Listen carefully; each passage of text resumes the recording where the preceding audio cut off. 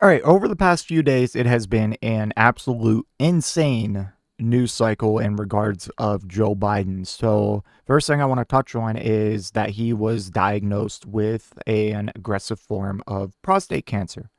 Um, I'm not going to give too many thoughts on that. I'm just going to, without going into too much detail and getting myself canceled, it's hard for me to feel bad or show a lot of care for someone who supported and provided active cover for Israel, a country committing a genocide.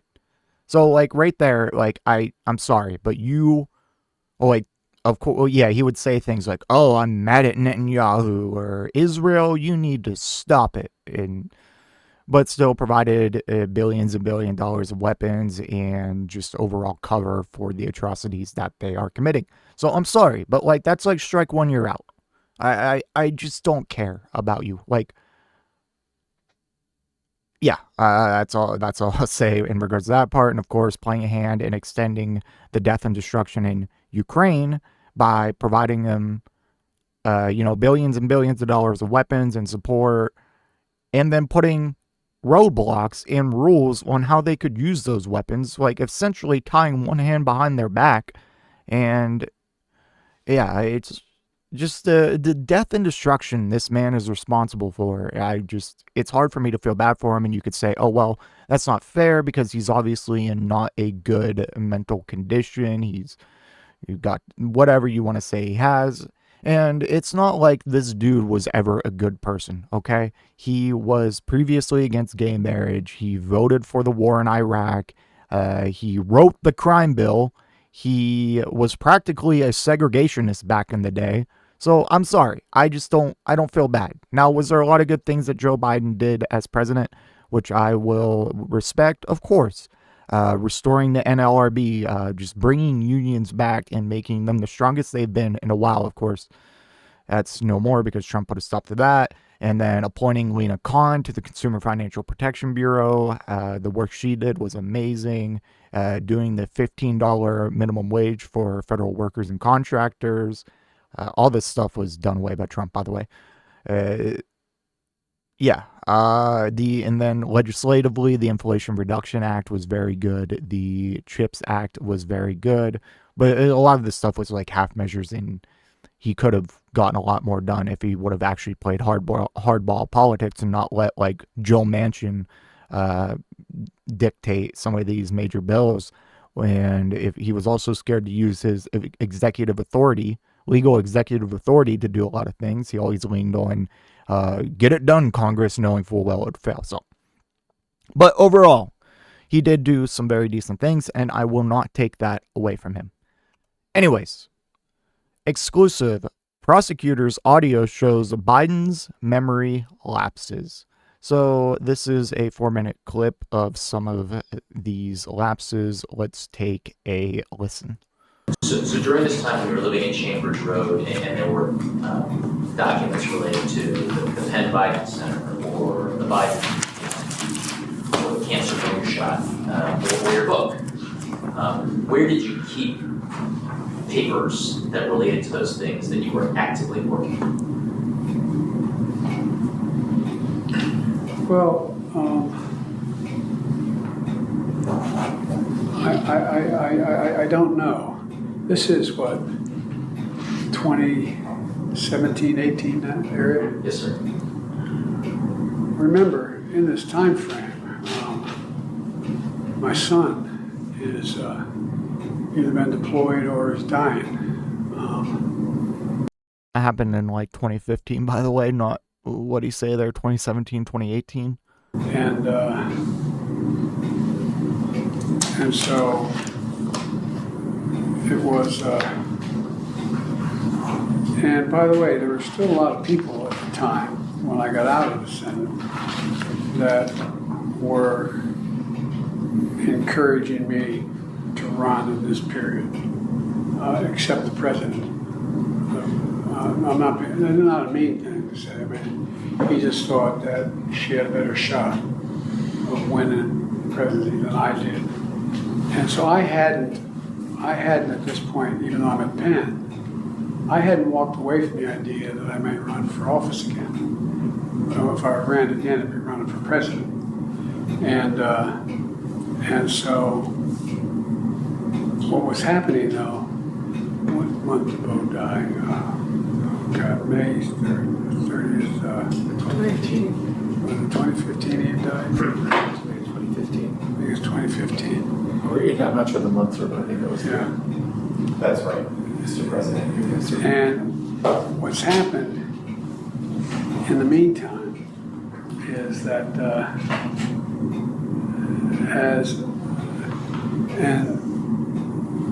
Trump gets elected in November of 2017? 2016. All right. So, why did I have 2017 here? That's when you left office, January of 2017. Okay. But that's when Trump gets sworn in. Right. January. Right. Correct. Okay. Yeah. Correct. And in 2017, Beau had passed, and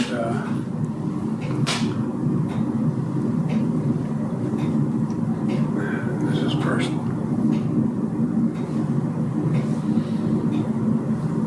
The genesis of the book and the title "Promise Me, Dad"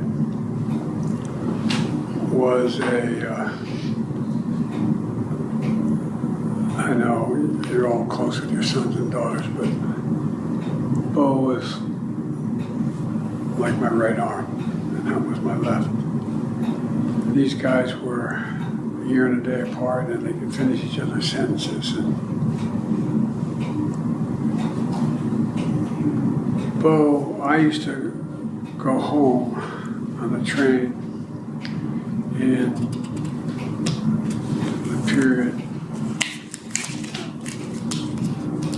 that I was still in the Senate. Anyway, if you remember. There was not pressure. Beau knew how much I adored him. And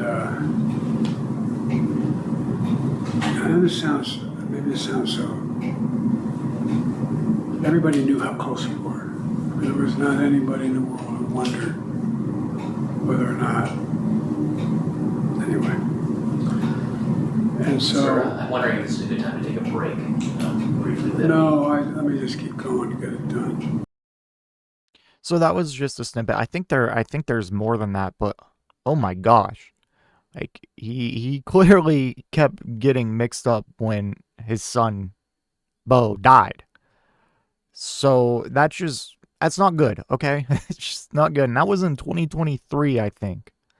And of course, he got much worse from there on out. Like, now, is it possible? I know a lot of people are trying to play defense and say, oh, he was just emotionally distraught. This is a tough subject. Now, I'm not as far to the extreme as other people and saying, no, he wasn't. Yeah, sure, he was definitely emotional. I'm not going to take that away.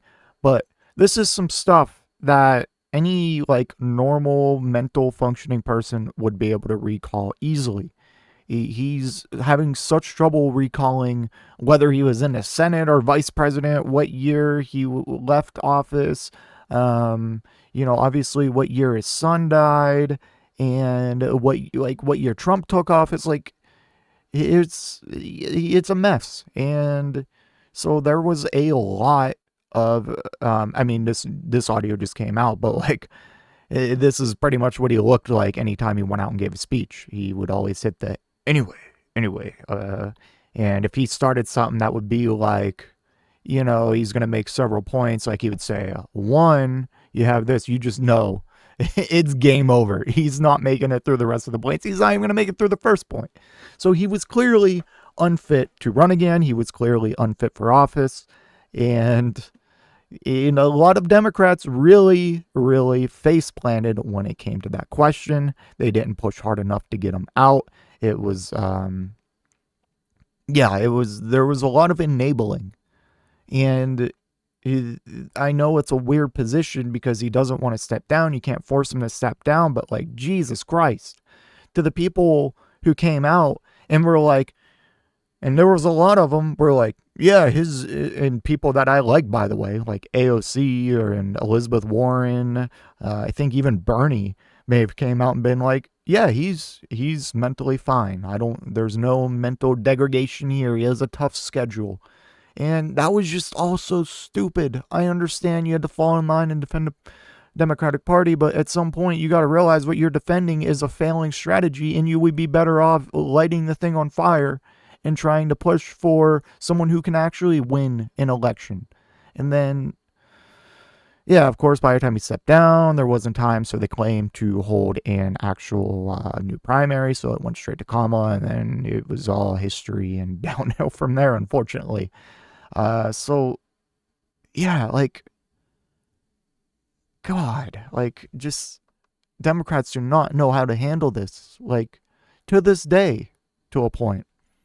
So let's read this from Axios. Democrats reflect on 2024 loss amid reports highlighting Biden's decline. Some Democrats on Sunday expressed a collective responsibility for the party's 2024 election loss amid concerns about former President Biden's mental fitness.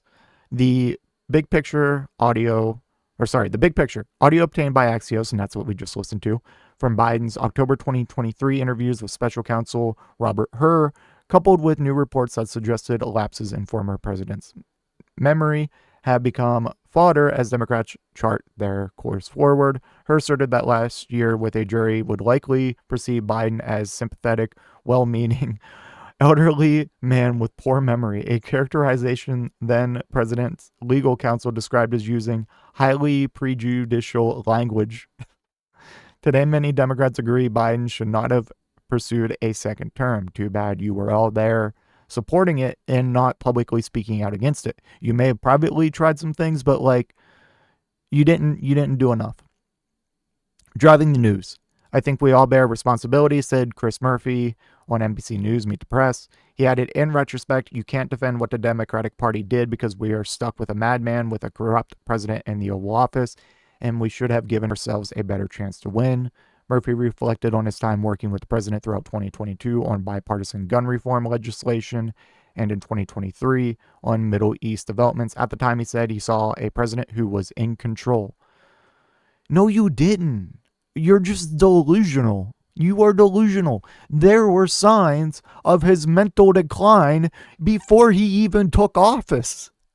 He was getting draxed in the primaries until, well, not absolutely draxed, but he was clearly set up to lose to Bernie Sanders in the primaries because of because of his mental decay.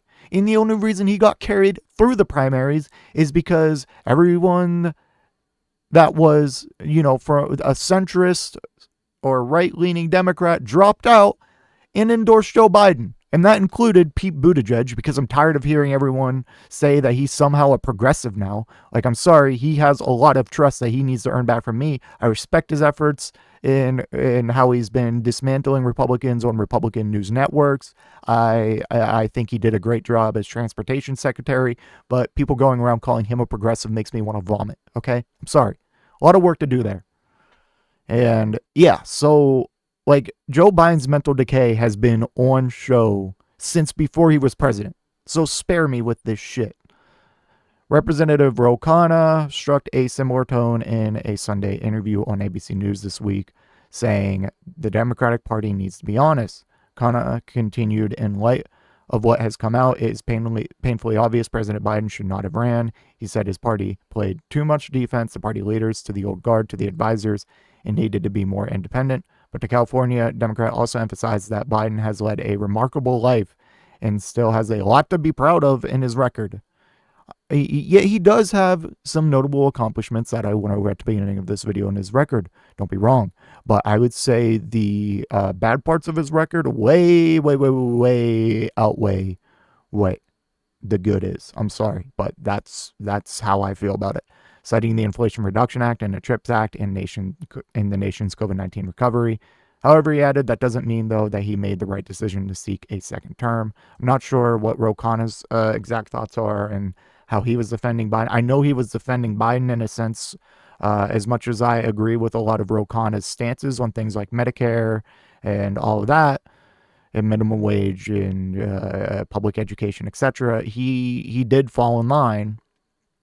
And I'm not sure if he said anything specifically about Biden's mental clarity. He may or he may not have, but he definitely wasn't. I don't think he was a leading voice and saying like, "You need to step down, dog." I could be wrong. I could be wrong. I could be wrong.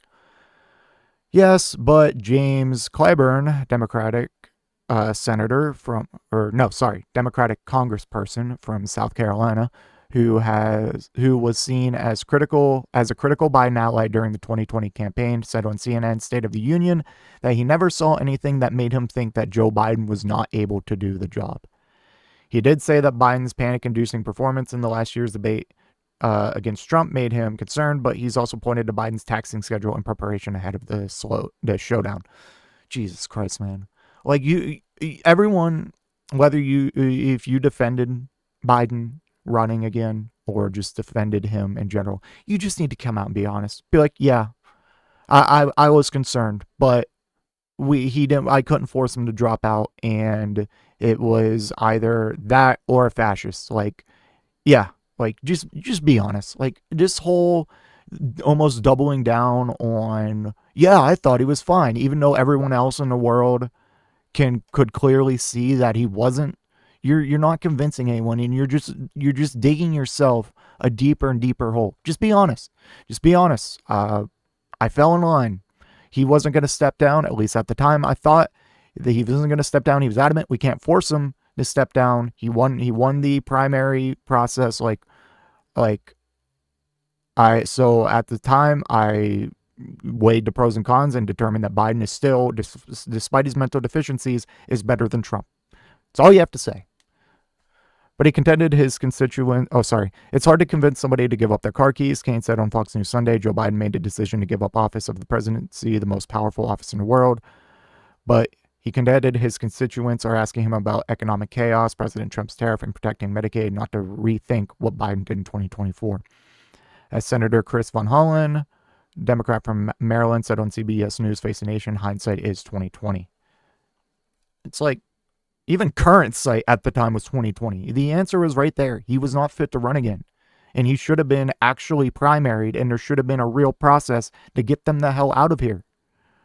But hey, hindsight is 2020. So let me know what you think in the comment section down below, and I will see you in the next one. If you made it to this point in the video, I just want to give a special thank you. If you enjoyed it, please hit that like button down below. And if you really enjoyed it, maybe consider hitting that subscribe button while you're down there.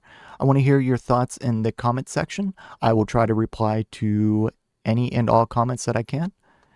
Until next time, watch that video on screen.